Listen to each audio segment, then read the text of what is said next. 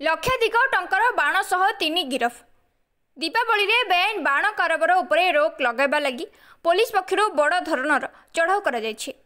आज सकाळु सकाळु गंजाम जिला आसिका थाना नलबंटा ग्राम रे कोटिनड़ा और आसिका थाना पुलिस पक्षरु मिलित भावे चढ़ाऊ करा जायछि। चढ़ाऊ रे 10 लाख रु ऊर्ध्व टंकार विभिन्न प्रकार बाण प्रस्तुत सरंजाम गोटे ऑटो सह 3 जन को गिरफ करा जायथिबा सूचना दैछन्ति आसिका एसडीपीओ। तेबे गंजाम जिले में बाण प्रस्तुत पर नलबंटा ग्राम परिचित थिबा बेले दीपावली पूर्व ग्रामर विभिन्न बाण प्रस्तुत स्थान और गोदाम रे पुलिस चढ़ाऊ करी सफलता पाइछि। ब्यूरो रिपोर्ट जिला खबर।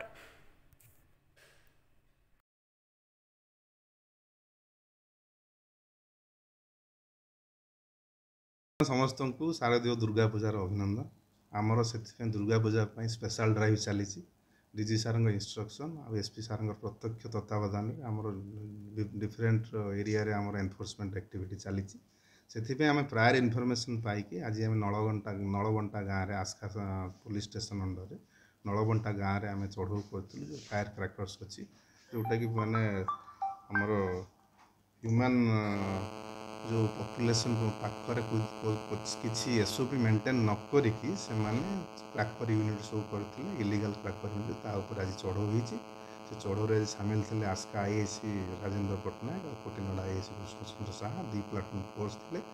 तो से आम डिफरेंट लोकेशन रु आम 10 लाख रु एभव हम बाण जबत हो इलीगल फायर क्रैकर्स आउ से 3 जन को डिटेन कराई गोटे ऑटो सीज हो 4 ट्रिप जो पिक वैन आसिक रही से लीगल एक्शन इनिशिएट डेफिनेटली आम जो इनफॉरमेशन पाइबू ये रेगुलर अफेयर आम चलो से परवर्ती स्टेज बर्तमान तो आम केस हम परवर्ती स्टेज कौन हम इंस्ट्रक्शन जनईदेव